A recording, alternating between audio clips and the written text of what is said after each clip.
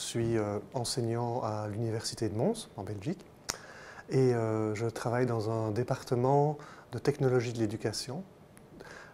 C'est dans une faculté de psychologie et des sciences de l'éducation, et en fait, le cœur de mon travail, c'est vraiment quels sont les usages pédagogiques que l'on peut associer aux outils type technologie de l'information et de la communication, mais d'autres outils aussi, donc ça ne se limite pas à ça, mais c'est vrai qu'aujourd'hui, le numérique est quand même prépondérant dans ces problématiques.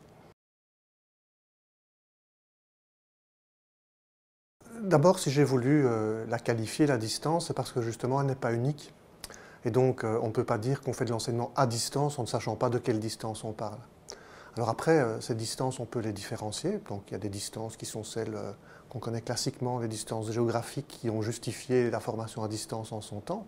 Mais on s'est rendu compte qu'il y a toute une série d'autres distances auxquelles on répond aussi, et qui sont les distances qu'on appelle les distances sociales, c'est-à-dire des personnes qui sont occupées dans leur fonction professionnelle et qui n'ont pas la possibilité d'accéder à des dispositifs de formation qui pourtant sont bien présents, mais en termes d'horaire, en termes de localisation, voilà, ils ont ce besoin de se former à des moments qui sont particuliers pour eux. Alors, après, il y a aussi le fait qu'il y ait des gens qui ont envie de se former de façon très parcellaire, c'est-à-dire à certains moments, ils ont envie, enfin, comme ce qu'on voit dans les MOOC, de suivre une formation, mais sans pour autant être contraint par la formation. Puis d'autres le font parce que c'est un hobby. Enfin, il y a plein de raisons. Et donc, c'est en ça que ces distances sont respectables. C'est-à-dire qu'elles ont toutes leur sens et c'est la motivation des individus qui compte. Et donc, enfin, est-ce que nous essayons de répondre à différents types de motivations? Et je crois que, enfin, se limiter à un type de public en se disant qu'on a une forme de formation et qu'on essaie de répondre à une forme de distance, ça ne me paraît pas très opportun. Et donc je pense qu'il faudra dire à chacun que les conditions dans lesquelles il se trouve sont des conditions que nous respectons et auxquelles on va essayer de répondre. Je crois que c'est une réponse intelligente, en tout cas, qui est humainement respectable et qui doit leur permettre de bénéficier d'un maximum des formations qu'on peut leur offrir.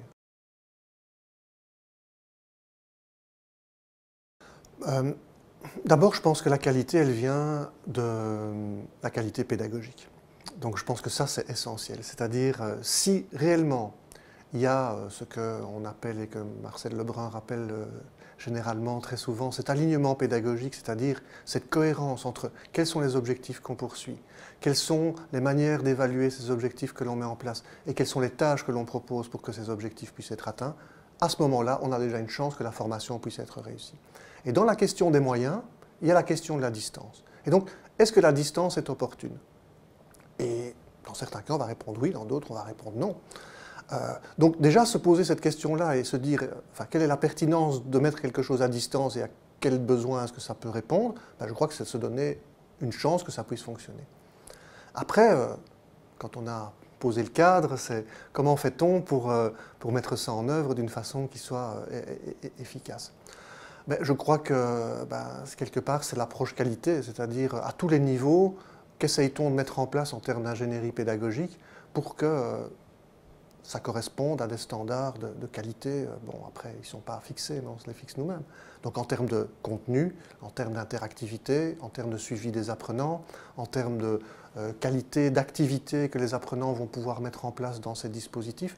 Donc je crois que cette réflexion-là, enfin pour moi, ce qui importe, c'est qu'on ait cette réflexion rigoureuse sur cet alignement entre objectifs, entre tâches que l'on veut mettre en œuvre et l'évaluation qu'on va en faire. Et si on a cette réflexion-là, je pense qu'on peut arriver à un dispositif de qualité qui intègre la distance, qui intègre le numérique, selon ses besoins qu'on aura identifiés et pour lesquels ils vont s'avérer justifiés. Je pense que c'est important que si on est à distance et qu'on est isolé, c'est un des facteurs qui fait que ça risque de ne pas fonctionner et que donc il n'y aura pas d'engagement de la part des individus. Donc comment maintenir cette présence, comment créer cette présence? Alors je crois qu'on peut la créer en proposant déjà aux apprenants d'être interactifs les uns avec les autres. Donc est-ce qu'on propose des tâches dans lesquelles ils ont, à un moment donné, une nécessité de travailler ensemble? Ce n'est pas juste leur dire, maintenant, discutez entre vous. C'est qu'est-ce qu'on leur offre comme tâche qui nécessite une discussion. Donc ça, c'est un élément. L'autre, c'est, en termes d'encadrement, qu'est-ce qu'on peut proposer qui suscite cette réunion de personnes, cette présence que l'on va manifester. Donc qu'est-ce qu'on met en place en termes de moyens qui vont assurer cette présence? Et donc je prends un exemple qu'on est occupé à mettre en place pour l'instant dans un MOOC où voilà, on a 7000 inscrits. Et en fait, toutes les semaines, on fait un live. Et donc toutes les semaines, on a cette possibilité. Alors ce n'est pas une interaction peut-être très riche, mais on a un rendez-vous et on sait qu'on est suivi et les gens attendent ce rendez-vous et on a un scénario pour ce rendez-vous.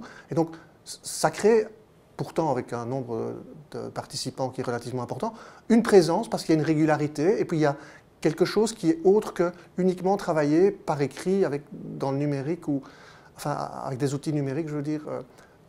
Voilà, ça crée cette présence plus réelle, on va dire. C'est ça, je pense que ça peut être le fil directeur, ça peut, enfin voilà, on va lui donner le sens qu'on peut lui attribuer, mais en termes de suivi, c'est important, en termes de réassurance concernant et les consignes, mais aussi le fait qu'on soit dans le droit chemin par rapport aux exigences qui peuvent exister. Je crois que c'est une manière de conforter tout ça. Je pense qu'un cours qui est utilisé sous une forme numérique et qui est un cours qui, d'un point de vue pédagogique, n'est pas attractif, eh bien, il restera non attractif même avec du numérique. Et donc, ce n'est pas le numérique qui va faire la différence. Par contre, on peut utiliser des moyens numériques pour remplir ces objectifs pédagogiques. Et donc, de nouveau, est-ce que l'outil est au service de notre ambition, de notre objectif pédagogique? Et là, je crois qu'on peut réunir des conditions. Alors, après, il y a la question de la motivation. La question de la motivation, il faut bien la poser, c'est-à-dire, est-ce que la motivation, ça suffit? Et donc, se dire qu'à terme, les étudiants ont bien apprécié votre cours, est-ce que c'est ça l'objectif? Non, ce n'est pas nécessairement l'objectif. Ce qu'il faut, c'est leur donner, du point de vue cognitif, du point de vue de la réflexion, des activités, des tâches qui vont les amener à vouloir s'investir dans ce que vous proposez. La motivation en tant que satisfaction par rapport au dispositif, elle ne me suffit pas. C'est-à-dire, après, moi, j'ai besoin de voir en quoi est-ce que leur apprentissage va s'améliorer. Donc là, on peut toucher à la question de l'efficience. Alors l'efficience, c'est une question quand même complexe parce que l'efficience, c'est quand même cette alliance entre l'efficacité et puis, quelque part, des moyens qui sont, on va dire, optimisés. Et là, je pense que malgré tout, avec le numérique ou avec la distance, ce n'est pas toujours facile d'optimiser. Et donc, l'efficience, je pense qu'elle n'est pas facile à atteindre. Enfin, on croit que parce qu'on propose des activités à distance, ça nous libère de toute une série de contraintes. Mais en fait, ça en rajoute parfois autre part. Et donc, la question de l'efficience, elle est un peu complexe, je trouve, et c'est difficile de dire que, ou de croire, je pense, qu'un dispositif numérique sera nécessairement efficient. Je pense qu'il doit correspondre, parce qu'il offre à distance des ressources, qu'il offre à distance des activités, et c'est nécessaire qu'elles soient offertes sous cette forme-là. Mais peut-être qu'on ne va pas gagner de temps, peut-être qu'on ne va pas gagner d'énergie, peut-être qu'on ne va pas gagner d'argent, mais peut-être qu'en soi, la formation va atteindre son but. Alors, les moyens doivent peut-être être proportionnels à ce qu'on veut viser aussi.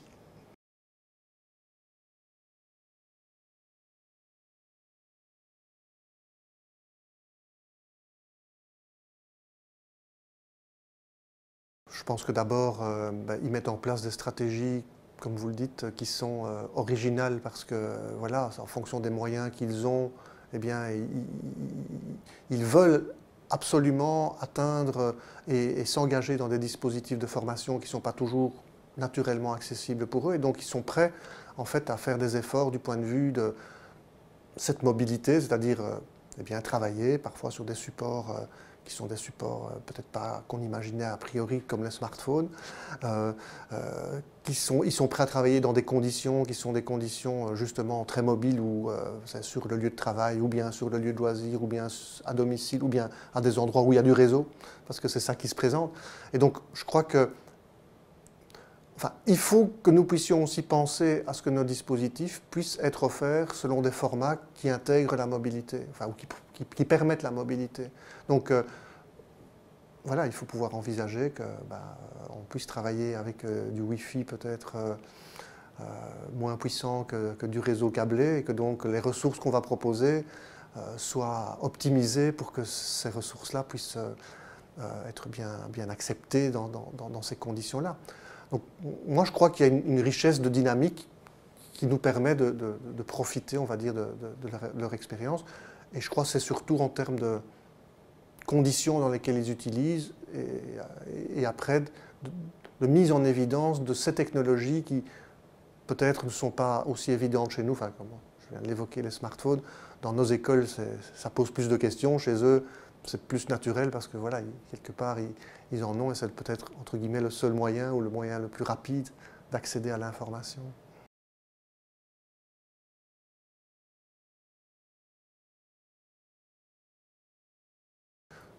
Moi, je le considère réellement comme un allié. C'est-à-dire que je suis persuadé que, entre guillemets, quels que soient les outils, à partir du moment où ils nous permettent de rentrer en contact avec les apprenants avec lesquels on veut travailler, ils sont pertinents. Je pense qu'il y a une crainte de la part des enseignants qui est, enfin, pour moi, non fondée, qui est le fait que, en gros, c'est une source de distraction, qu'en gros, c'est une source de perte de pouvoir parce qu'ils vont aller s'informer, alors qu'en fait l'information devrait venir uniquement de l'enseignant. Pour moi, c'est complémentaire et aujourd'hui, on est dans ce monde-là. On est dans ce monde-là. On est dans ce monde où quand on a besoin d'une information en même temps qu'une autre ou en parallèle à une autre, on la cherche spontanément. Alors pourquoi pas à l'école, pourquoi pas dans les formations, pourquoi pas dans les dispositifs d'enseignement? Ça me paraît naturel. Après, je pense qu'il y a toujours une question d'éducation. Et donc, c'est comment on éduque à utiliser ces outils-là d'une façon qui soit optimale pour l'apprentissage.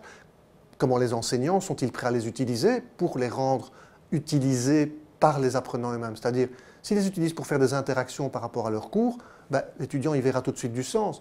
Mais évidemment, si c'est juste un objet qui est là et qui décore un peu, on va dire, la salle de cours ou l'auditoire, donc c'est quel est le sens de l'objet par rapport à l'interaction que l'on veut créer? Et donc si c'est un outil qui permet une interaction, je prends un exemple, dans un de mes auditoires avec 350 étudiants, je les fais interagir soit via leur portable, soit via leur smartphone. Mais il y a un lien entre des questions que je leur pose sur le cours et ce qu'ils me répondent. Et donc le smartphone est le bienvenu, parce qu'il a un sens par rapport à mon dispositif. Donc oui, j'y crois, en même temps je peux comprendre les réticences, et donc la question derrière tout ça, c'est comment on éduque et comment on forme les enseignants à un usage pertinent de ces outils-là pour enlever leurs craintes par rapport aux étudiants et comment on forme les étudiants à bien utiliser ces outils-là pour qu'eux les utilisent dans un contexte plutôt, on va dire, de formation qu'un contexte uniquement de loisir.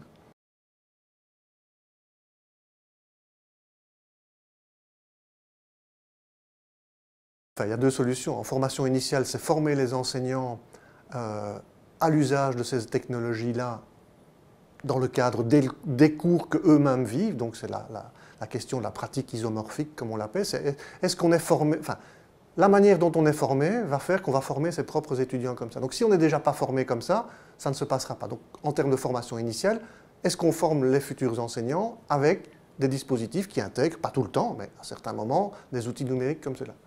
L'autre, c'est la formation continue, c'est-à-dire les enseignants qui sont en place, qui voudraient utiliser ces outils, que leur offre-t-on comme type d'accompagnement, comme type de support pour le faire?